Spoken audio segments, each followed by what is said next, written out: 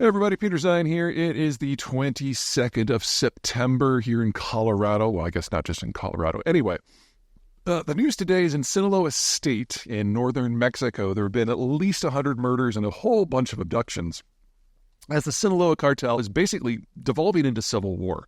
Now, the Sinaloa Cartel is rather unique among organized crime groups in that it's not simply about power or money. It's run as a business. There is a guy by the name of El Chapo who used to run the place, and he basically would bring together all his chapter leads and have them compare best practices, figure out how they could run drugs to the United States with less friction, with less disruption to local law enforcement and local populations. Basically, the concept is you don't shit where you sleep. You try to have as good of relations as possible with the people where you're operating so that they don't turn on you and specifically don't go to governments in order to root you out. And this allowed Sinaloa to become the largest organized crime group in Mexico by far. However, they were so successful that the United States made El Chapo public enemy number one, and eventually the United States was able to capture and extradite him, and he is now serving multiple life sentences in the American prison system where he will never see the light of day again. That has left his organization in other hands that are not as competent as he was. El Chapo was very, very good with people and his underlings. I don't mean to suggest he wasn't a murderous thug, because he was, but he was a murderous thug with a business degree and a little bit of managerial experience. Since then, the various factions that he used to be in charge of have started to go their own way. And this really got ugly back in July when a guy by the name of Ismael Zambada, also known as El Mayo, basically used to be the accountant and has taken over most of the operations. The guy's in his 70s. Anyway, he was convinced by one of El Chapo's sons to get on a plane and fly to Texas to look at it. That's an opportunity. And the second that they landed, American law enforcement was waiting for him and they arrested him. It looks like the son basically turned coat and turned over the leader of the cartel. Well, Los Chapitos, because there's more than one of those sons, all control their own faction of the organization, and now that El Mayo is out of the equation, they are fighting among themselves over his share.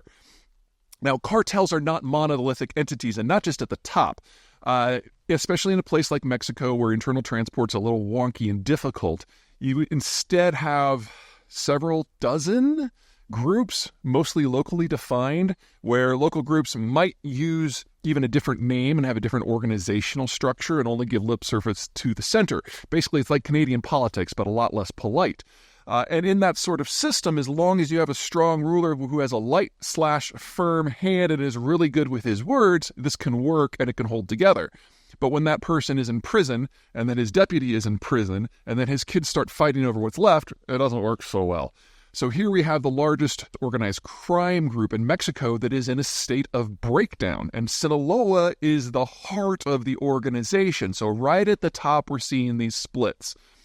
What we're going to see over the next few weeks, unfortunately, is an expansion of this violence, not just beyond Sinaloa and into the rest of Mexico, where all these local chapters are likely to start going their own way, thinking their own things, and then, of course, the folks at the center who think they control those branches, acting out violently to try to maintain control, but also north of the border. El Chapo's approach to drug running as a business didn't simply make it the largest drug running group in Mexico. It made us the largest organized crime group on the planet, including in the United States. So now that the top leadership is at each other's throats, we're going to see the same thing north of the border that we're seeing south, with the local distribution and retail operations of Sinaloa, which in many cases are local gangs, going their own way and resisting the ability of any of the leadership factions in Sinaloa to control them. So this is going to result in higher drug prices as we have interruptions to the distribution system, but more violence as we see breakdowns in the organization at the regional and local levels. Whether that's good or bad, I'm not sure.